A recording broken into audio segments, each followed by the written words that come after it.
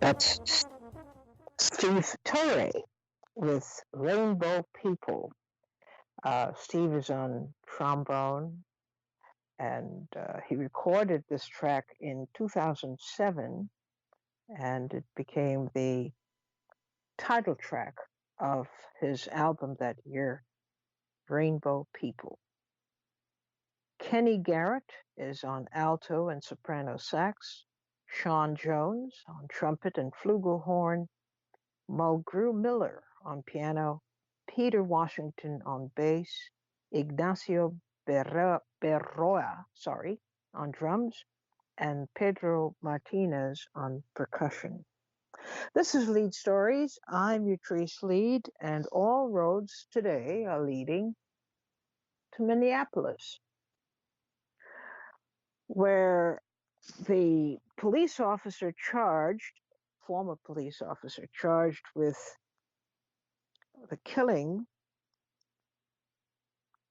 of George Floyd on May the 20th last year, is on trial for first and second degree murder charges.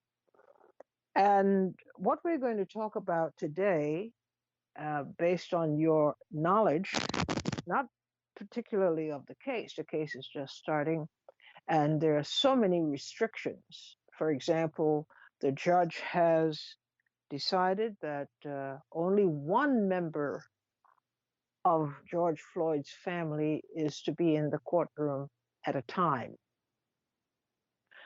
Very unusual, very unusual, but that's the way it is in Minneapolis right now. So what we're finding out is that the former officer, I keep saying the officer, but he's really former,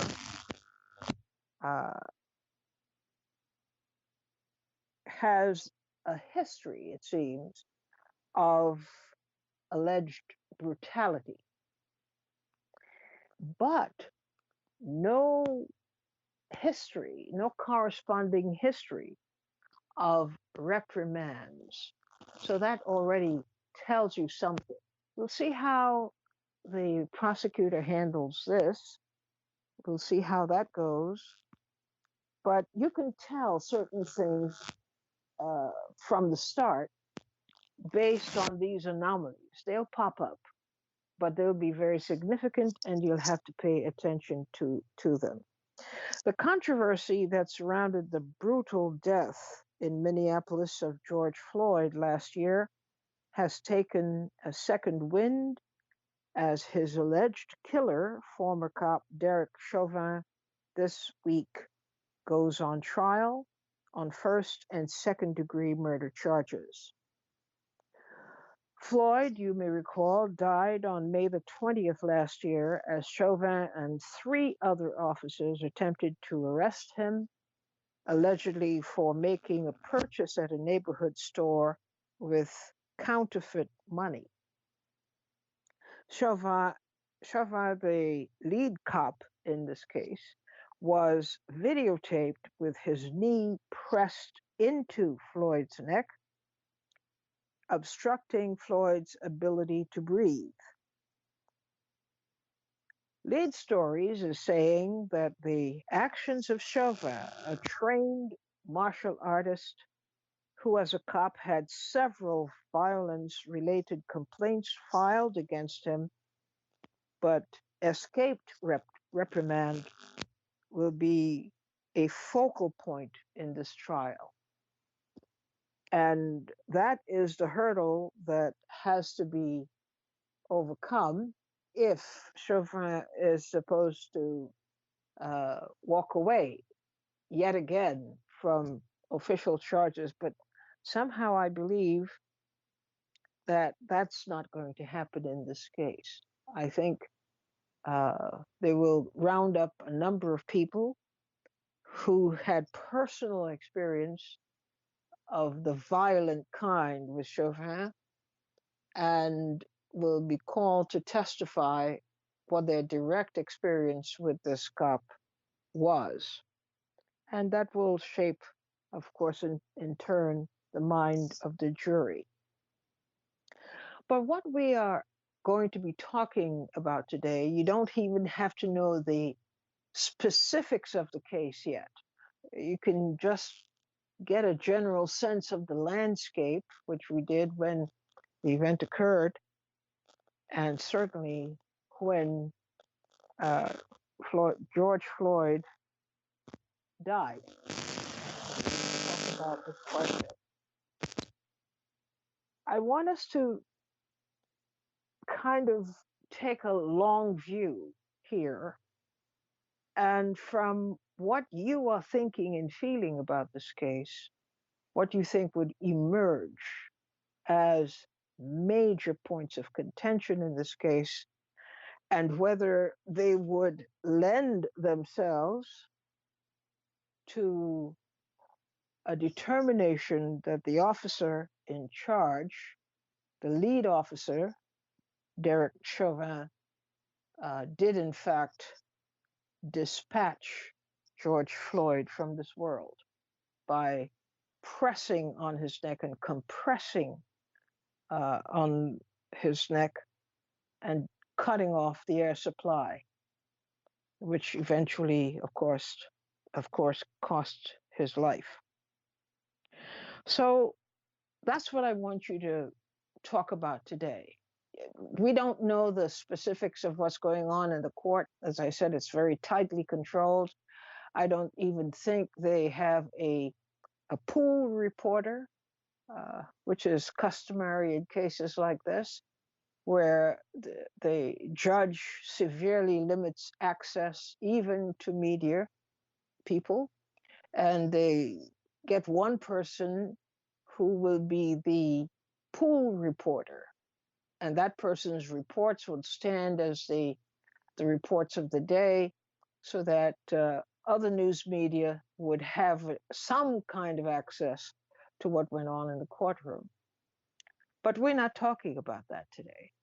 We're talking from your own experience and your own gut feeling and your own sense of where this case not only is going, but ought to be going. What do you sense automatically that the prosecution will concentrate on, and for what reason? 888-874-4888 is the number to call. 888-874-4888. I dare suggest, I don't want to overstep my boundaries, but I don't think that police brutality cases are unfamiliar to anyone listening to this program today. We've talked a lot about such cases, and many of these cases became known internationally, even because they were so heinous. So we have a sense of these kinds of cases and how they're handled. So that is really what I'm trying to get at from you today. What your initial reaction is in terms of how the prosecutors you think, it's not necessarily proven, but how you think they would approach this case in order to secure and that is if you think they will secure a conviction. 888-874-4888. Okay, these are very difficult cases, and especially a case like this with such a high profile. There are so many places that cases like this should go, but probably won't be allowed to go because the judge would say it is out of bounds. It doesn't relate directly to the case and therefore would disallow that kind of questioning or that kind of testimony. But let's see what you're thinking. We'll get more deeply into the case, of course, as it goes. But this is where they're starting. They're starting to establish that Derek Chauvin is not and has not been a good cop and has had a history, a documented history of violence, but curiously has not had a history of reprimands either. Tony from Orlando, you're on the air. Hey, Keith, thanks for taking my call. Thanks for calling. Um, as far as where the prosecutors are going to take this case, obviously this is just all hypothetical for right now, but and my hypothesis is that they're going to go down uh, the wrong path. I mean, if you can see the media, we've been focusing on what uh, how uh, this police officer killed this man. He was leaning on his neck. Allegedly killed him. I'm sorry.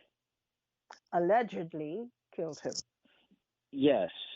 The media has been focusing on the how and how did he kill him and who is Derek Chauvin. He's a bad guy. He's a bad cop. He's a no good guy. Okay, we all know all this stuff. But whether he was a good guy or a bad guy, the fact of the matter is, we're talking about a $20, and like you said, an allegedly counterfeit $20 bill. Nobody should be killed for that. Nobody should. You shouldn't have to lay hands on anybody for a $20 counterfeit dollar bill. Okay, and that's where the fact of the matter is at, and that's where nobody is taking this, and I don't think they're gonna take it because they're gonna say that Mr. Floyd, the prosecutors are gonna. With the defense of Derek Chauvin, are going to say that he was intoxicated or had drugs in the system. He was out of control. You had to restrain him. Blah blah blah blah blah. That's another whole thing about drugs and how it targets the minority community in the United States. That's just an excuse to throw people in jail. Wouldn't There's that a lot. argument fall apart based on what the public was shown? And the public was not shown a belligerent, fighting man. They showed a man who had pretty much acquiesced to being arrested, who was obeying orders, Correct. and who was not trying to pose a problem. At the time, Correct. he was actually killed. But you got all the images that we saw, Utrees, was either him being inside of a police car, which he shouldn't have been in the first place, or being restrained on the ground, motionless, with a knee on his neck, which should definitely have been. It shouldn't even got to that point. It's when my point is, we're talking about a financial crime. Uh, People like Bernie, what's his name, Bernie Madoff, Yeah. and that has stolen billions upon billions of dollars, have not gotten knees on their necks. Utrees is what I'm talking about. All with today's technology of facial recognition and yada yada yada, you can take a picture of somebody and send them a citation in the mail and thank you, have a nice day. There's no reason why police officers have to touch you physically in order to send you a ticket or send you a citation, whatever the case may be, for you to show up in court and do what you have to do. The fact of the matter is, And there they're were going to four. focus. There wasn't just one. There were four officers Or who four detained him. officers. Yeah, exactly. For a $20 counterfeit bill, is my point. And they could talk about how evil this one cop, now mind you, they're trying to narrow it down to one. They're trying to throw the one guy under the bus when in fact it's the whole system that is guilty of what happened there. It's not Derek Chauvin. See, they're going to use him as the fall guy as to how they can continue to do what they do just as long as they get away with it. But with this one guy, maybe we can throw him under the bus. Everybody look at this little shiny object over here, and while we continue to do what we do. And that's the problem. we're gonna go down this road where he might go to jail, you know, manslaughter, something like that. Who knows what? But the fact of the matter is, he's going to get away with, or the system is going to get away with what they did. At the end of the day, That's your prediction? that's how it's been always. We've never gotten any structural change as to how we police in the United States. Okay, with how many people that have mental illness or addicted to drugs, and they continue to treat people as a criminal rather than a patient or a someone that's in crying out for help or that's in need. They treat you more as a criminal than a person that is in need, and that's the So problem in this country. let's put you in the place of the prosecutor here. Let's say you were prosecuting this case. What would be your angle? What would you be telling the jury as what is going to be your approach to win them over to believe that Chauvin was a bad guy? Basically, like what I said in the beginning, he should have just been handed over a ticket. Here's your ticket. You show up in court. You plead your case to the judge. I don't want to hear it. Here's your ticket. If the police officer is going to do the bidding of the system as it is, he could have been easily given a ticket, and that's it. Why do you have to lock somebody up forcefully for a $20 counterfeit dollar bill, Because allegedly? that's the law. It counterfeit uh, or passing counterfeit uh, money is against the law. It happens to be a pretty serious offense. $20, you and I would say it's no big deal. But um, there were mitigating circumstances, even so. He went to make a purchase. He patronized this store. I'm getting all kinds of beeps going on here. Yeah. Hmm. So he had been to that store. They knew him, in Yes. fact, personally. They had a relationship with him as Yes. a customer. And this, just the same, is a pretty serious crime. I And understand, they are, and like I said, after all, and you police treat, officers. I understand that counterfeiting money is a serious crime, but you treat, we're talking about one $20 bill, as if Yeah, but no the one law in said the something world. different. You One treat, $20 I bill, one $20 bill that they yes. caught him with might have led to a raid on his house where they might have found Okay, a whole bunch of okay, counterfeit bills. okay, but can we get to that point? You see what I'm saying? You treat, they jumped the gun, Yes. no pun intended, but they jump the gun, and they conduct the raid, they conduct the trial, and everything all in one shot.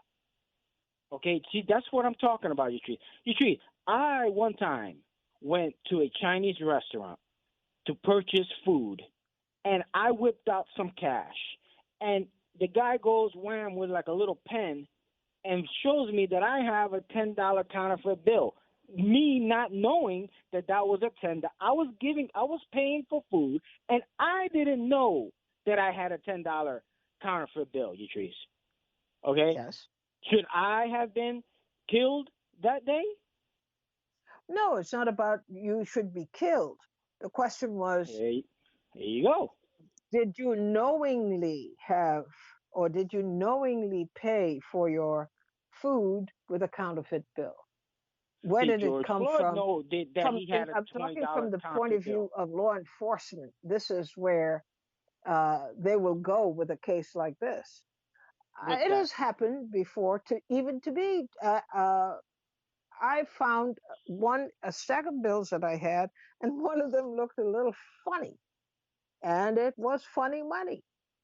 It turned out to be, but I just accepted it because I got it from someplace else, and I just saved it. I set it aside, but I didn't make a big deal about it because, for one thing, how do you rectify something like that? You have no way of proving it came from here or this person gave it to me. You have no way of doing that. Exactly. Exactly. You So, had no idea. But what my point is, if he was conducting a counterfeiting ring or printing cash, and it was something that was okay, we gave him a ticket one time for it, and then he continues to do it. Now you create an investigation. You get a warrant for his what do you call that? Search warrant for the home, and then you go into that, and then I'm pretty sure there's like federal agencies that dedicate their time to this type of stuff. But I mean, arguing with the man on the street over a $20 counterfeit bill, I think they went extremely overboard. yes, they certainly did because he died. No question. And Thanks for getting us started and today. okay. Go ahead, finish up. I just wanted to say that just as you came across the counterfeit dollar bills, I came across the counterfeit money and didn't realize it. Maybe George Floyd as well. I'm going to give him the benefit of the doubt that maybe he didn't know he was trying to purchase something with a counterfeit bill. All right. And he should not have been Thank you killed for for that. getting us started today. Positive from Brooklyn. You're on the air. How you doing, Latrice Leid? I met you a long time ago at the Restoration Center back in the days. You probably don't remember that. Okay. At any rate, what I want to say is that just having a counterfeit bill doesn't make it a crime. You have to Yes, know. but we're not discussing this. What we're discussing is what do you think the angle will be when, as the prosecutor presents the case, the case is just now being presented. What Right. would the prosecutor set up as an argument against a ex-cop? Right. Well, naturally, it would have to be extreme force, and also that the officer, there was no way shown that the officer's life was in jeopardy to justify the type of force that he used at that particular time.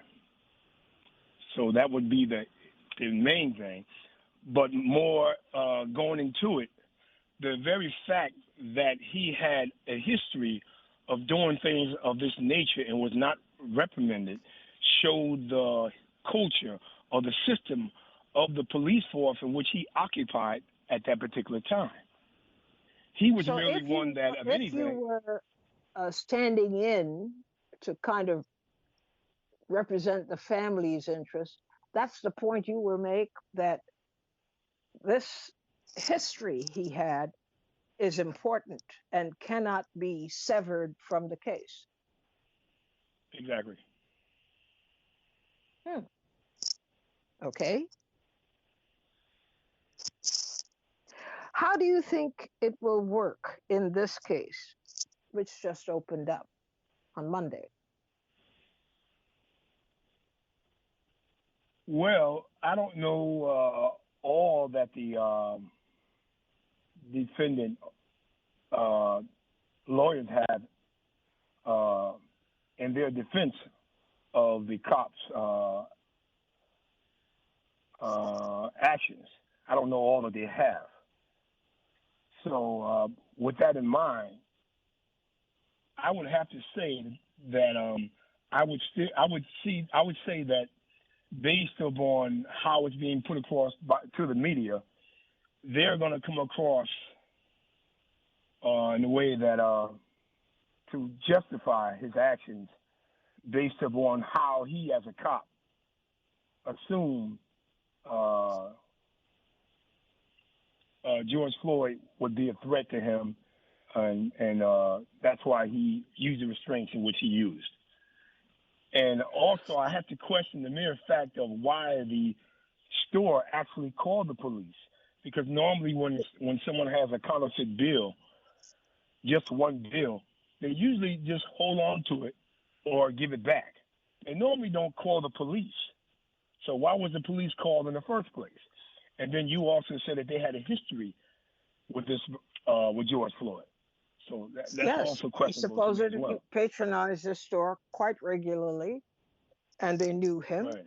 And that is why, in fact, it was said that the person who was running the store at the time called the boss because they recognized that, he was a regular customer and was looking for direction from the boss as to what to do. Wow. Usually regular customers they get treated better than unregular customers or strangers. So I didn't hear nobody say that he was a regular customer that had a history of using counterfeit bills or something of that nature. It's just that he's a regular customer. Still, He's a regular that wouldn't customer. warrant to me for them to call the police or call a supervisor on what to do. It's kind of strange. Very much so. That's all But I have to say on that. I'm interested in how the case is forming itself in your head. Right. The theories that you expect the prosecutor to float, what do you expect the defense to say? We try to get that part of it done. What do you expect the defense will offer? Well, they can't use too much of the history of George Floyd as far as arrests of doing anything of this nature, especially being connected with counterfeiting, let alone having a history of being violent towards police, or I haven't heard anything of having any connections with the store of this nature. So I would think more so they're going to rally on the officers, actions as a cop. All the years he's been a cop, and things of that nature. They would bring against witnesses in to corroborate his good standing as an officer. That's what I would think, based upon what we have here. Well, you'll see. We'll see how close to the mark you got. But thank you so much for contributing today. Thank you. Thank you. Ed from Queens, you're on the air at 888-874-4888. Good afternoon, you Trees. How you doing? Good afternoon. Good afternoon. How are you? I'm okay. I'm hanging in. You sound like me.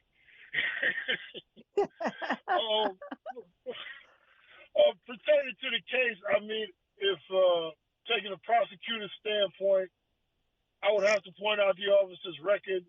The fact that the crime really is not relevant. It's the behavior of the officer pertaining to his apprehension of the suspect.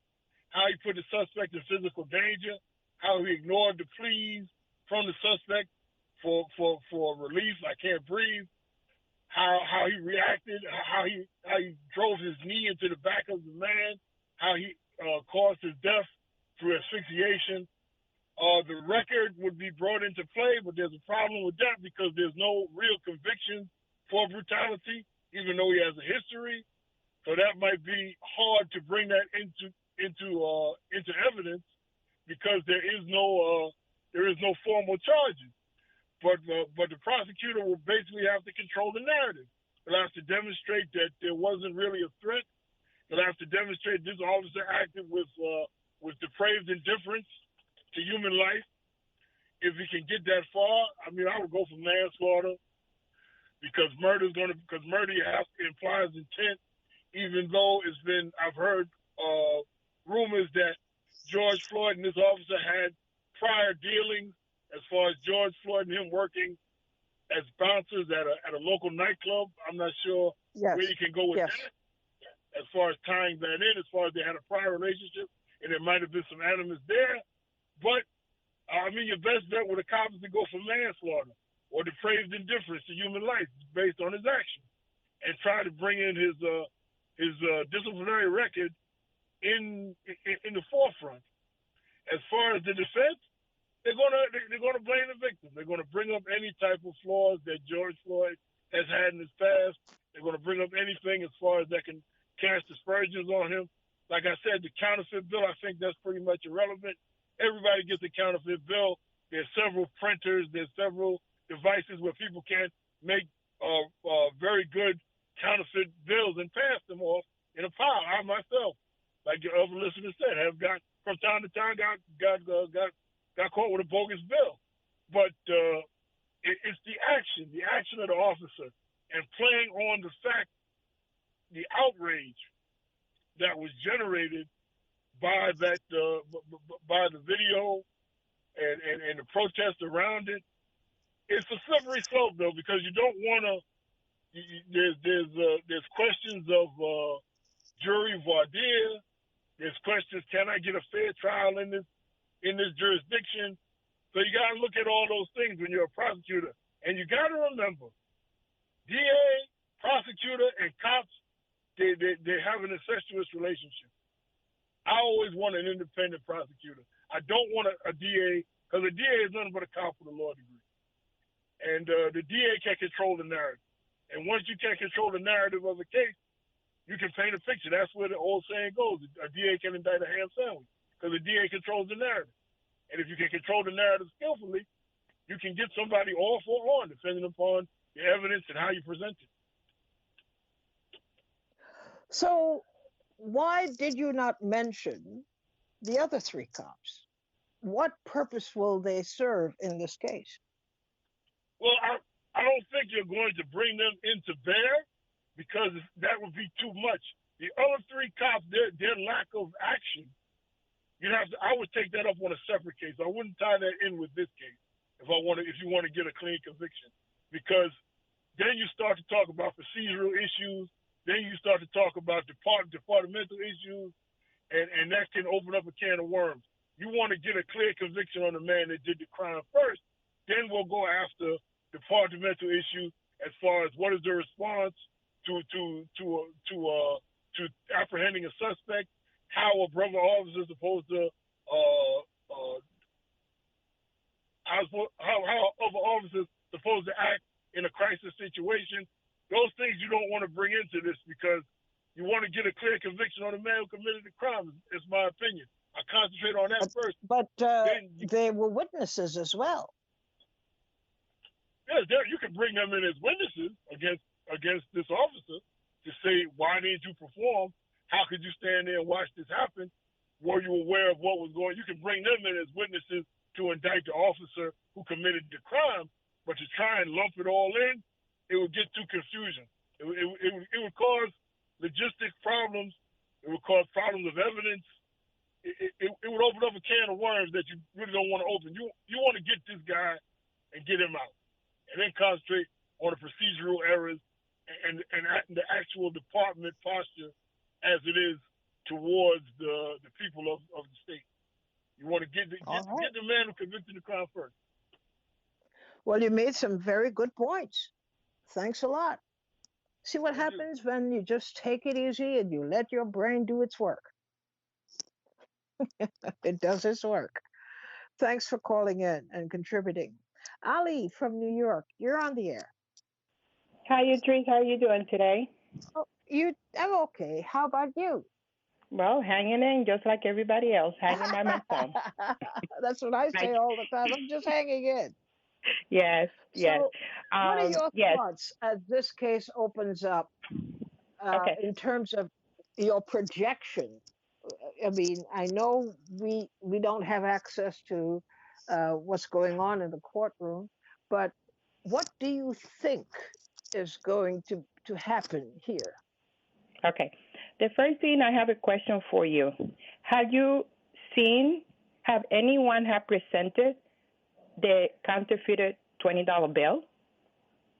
That is one question. I haven't seen it. I haven't heard anything about it. That's one thing that I always had bothered me, that they haven't really presented. And if they knew it was counterfeited, if they knew it was fake, that store where he used, because most of the time when you go to the store and if they have a machine, they put it through the machine and they tell you right there and right then. So I'm wondering how fast they knew that it was a counterfeit $20 bill, and if he was a regular customer, don't you have the decency to tell the person right away and right there, yes, it's a counterfeit money that you're presenting to us? And that's what I'm wondering, if they have that $20 bill as evidence, because I haven't never heard them presented a $20 bill. So that is one thing. And what do I think about this, the whole thing and how it's going to turn out? You said, I think it was you, but I know today you mentioned that only one family member is allowed in the courtroom, okay? And then yesterday, I think it was yesterday or the day before, you were talking about the influencer, the people that they hire. And because, of course, people of color, Black, Latino, I'm not sure if it would include Asian people, but, Native American, we're so dumb that we really don't, when we see something, we really don't know what we're seeing. So they have to influence us about what is happening in the courtroom. So right now, they are doing something to control the narrative of what is going to transpire there. That's one thing. Another thing that I have to tell you, about 4 years ago or 5 years ago, I went to Bolivia. And I will tell you, this case is an international case. International. This has gone all over the world. And everyone has seen this video. I went to Bolivia. And at that time, Evo Morales was in power. And I tell you, I saw an article about what was happening in this country with the cops killing people of color, especially Black. I was so shocked that I actually brought the newspaper, even though it was in Spanish, to show it to one of the groups that I belong to. So this case, he has to be found guilty. I'm not sure about first-degree murder, but manslaughter, something. This is international. No, they have 2 charges against him, first and second-degree murder. One of the two, but I think it could be second degree. I don't know how many years, but this is international. This is going to be something that around the world, they have been talking about this case, and if these people, they don't find it guilty, it's going to be a problem. And I think people all over United States going to come out on the street. Because it wasn't not only that but it's the first time that we saw somebody being killed. I mean, they have been killing us, but the way that he was killed, it was so obvious that the man was losing his air. He couldn't get air. He couldn't breathe. And about those other cops that you mentioned, I do have to say this. Do you know how many people are in jail, especially Black and brown people, because they have been the lookout? They looked out when people commit a crime. So they are as guilty as him because they helped him. And they knew they were helping him because one cop said he needs air or something like that. So, and my last thing that I have to say, my father-in-law he used to work for one of the big banks here. And he was in the fraud division. We counterfeit, especially American Express. And you know what? They had to investigate these big people that they were counterfeiting, and they actually made the money, counterfeiting the money. And you know what? You need to investigate before you even charge these people with a crime. So how can you charge and kill somebody in a crime while you haven't even been proven that you're guilty in front of the world? So, yes, I think this time something's going to happen. Maybe one of them, but he was the one who killed him. Even the other one, they were looked out, and they were just looking, especially that Asian, I forgot his name. He was just looking and not letting anyone see anything or even get close to what that man was doing. He's as guilty as the man who killed him. But that's my prediction. A lot of people don't think that he's going to be found guilty. They know what is coming if this guy is not if they don't find him guilty of one of those two charges. And let you All see right. who they pick. Okay, thank you. Thank you. Thanks for calling in and contributing today. Brother David from Brooklyn, you're on the air. Right. I like Ali's question. It was very good. What confuses me was the transaction concluded with the person in the store for this $20 bill, and have they did they get the $20 bill, and was it really a counterfeit bill or not?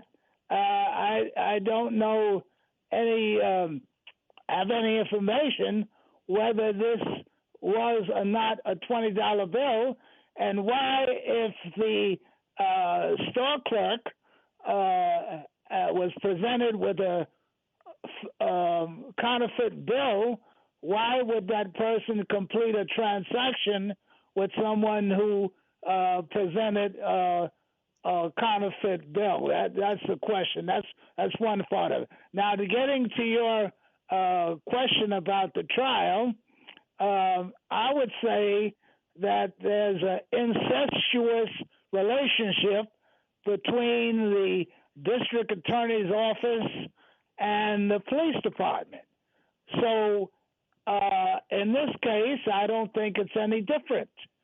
And that means that being this is a worldwide trial where everyone at every continent will be looking at this, the district attorney is going to have to do what he can to I don't think in this case throw the trial, but he's going to have to do what he can to make the pain as easily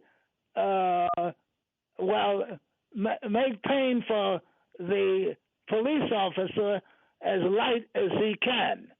But I don't think that the district attorney is going to throw this case in favor of the perpetrator of this crime.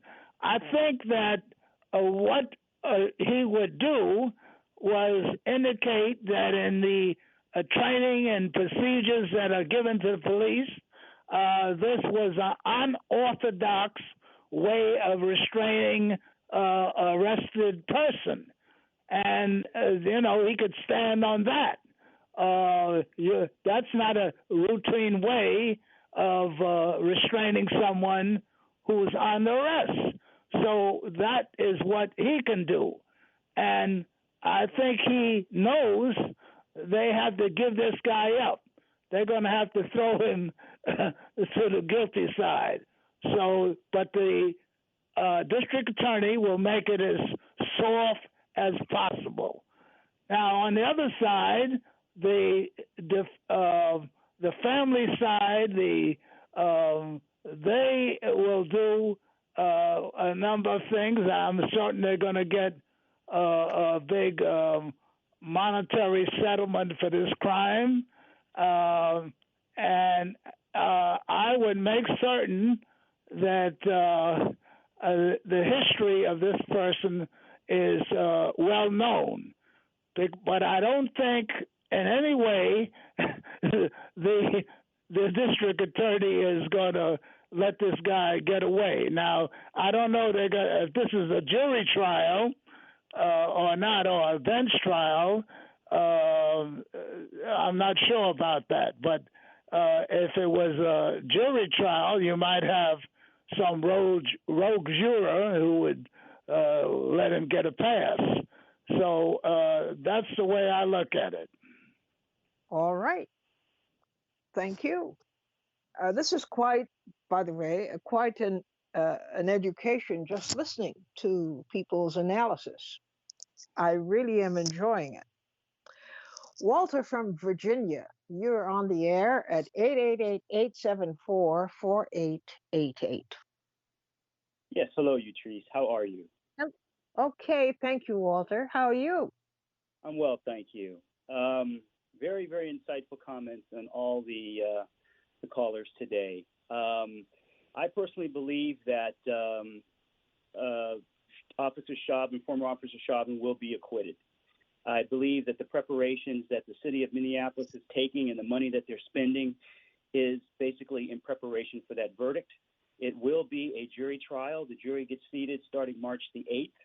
They believe that the trial will probably go until either end of March or mid-April.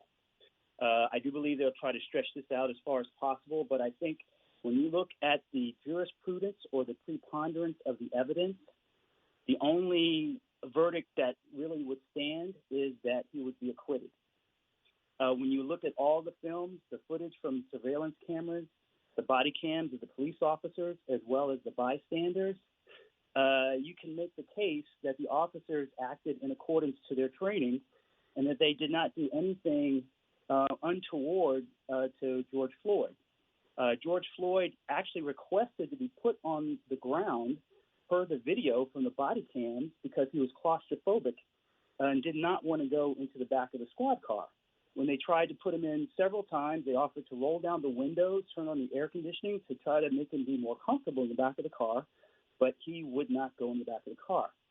One of the things that really stands out is the toxicology report, where he had over 3 times the lethal limit of fentanyl in his system.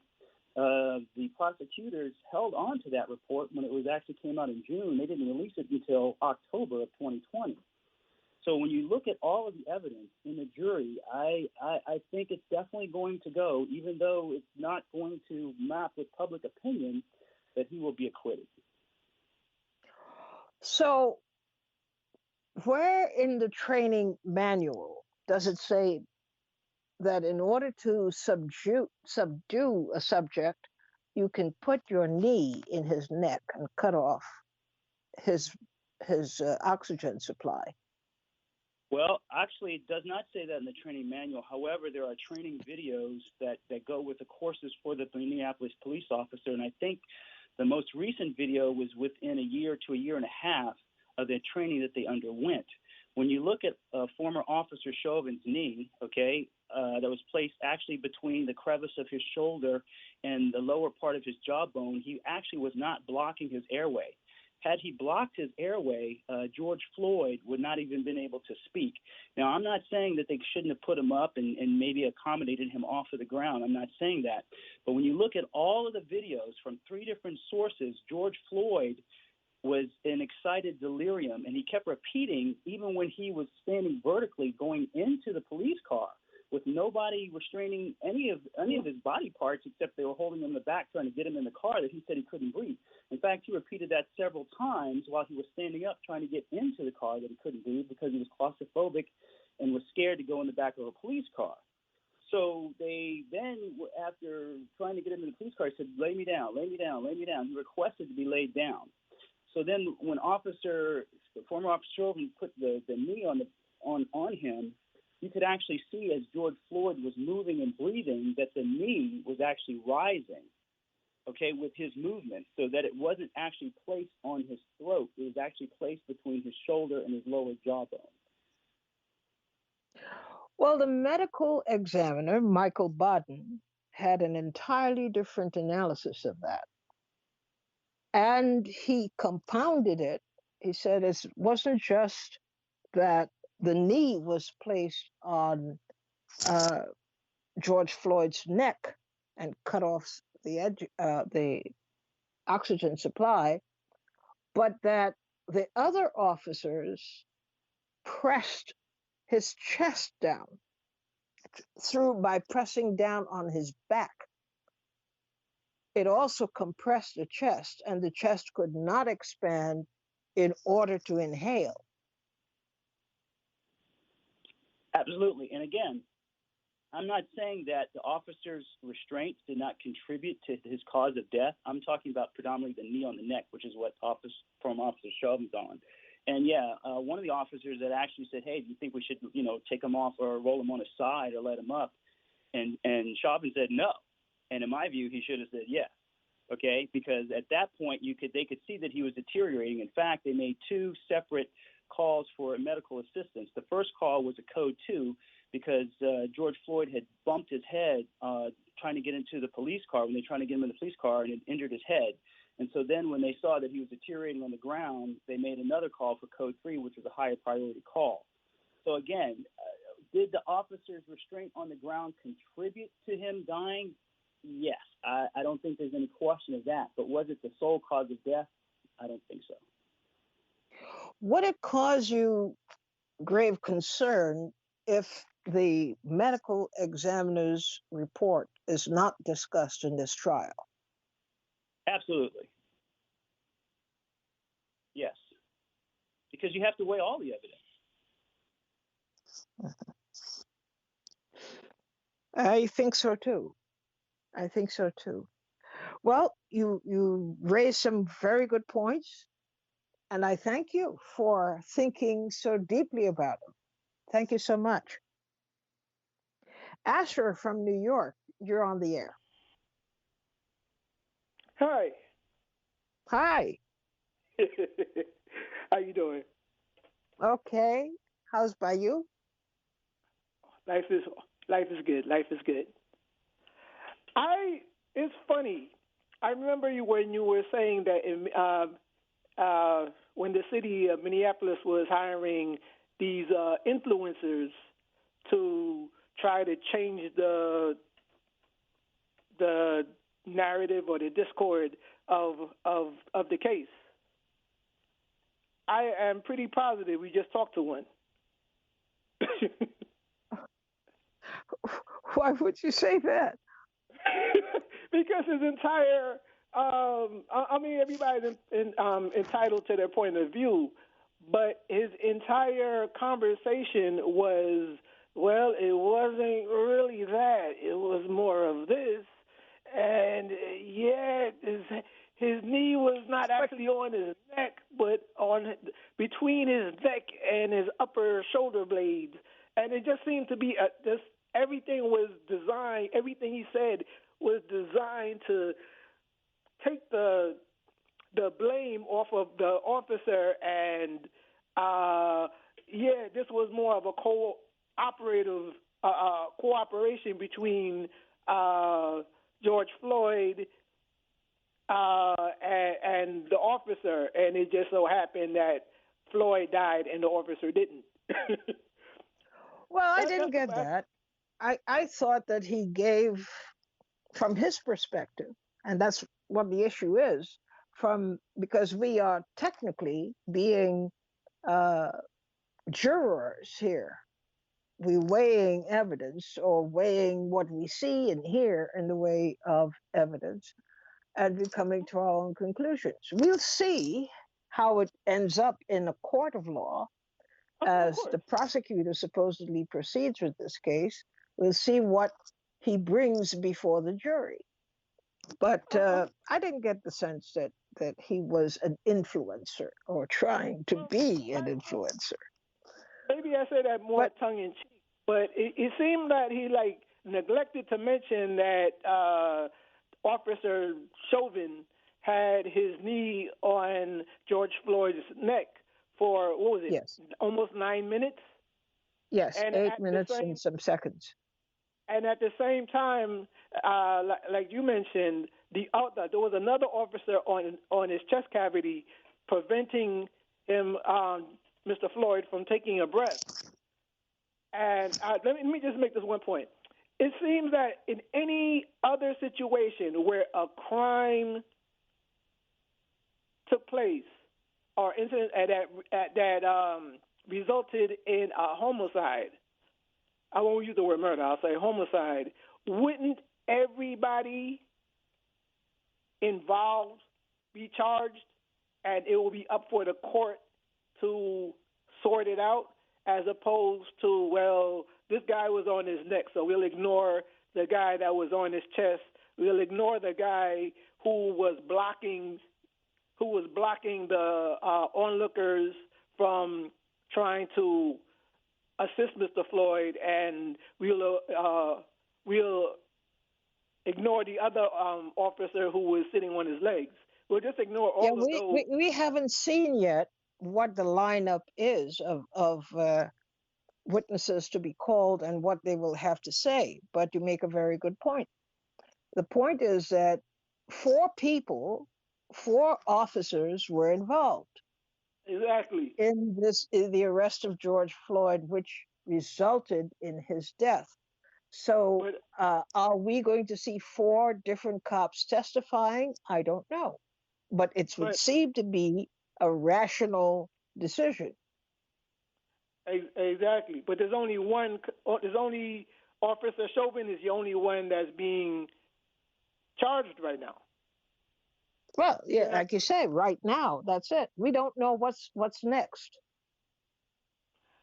okay. We have no idea where this case is going yet.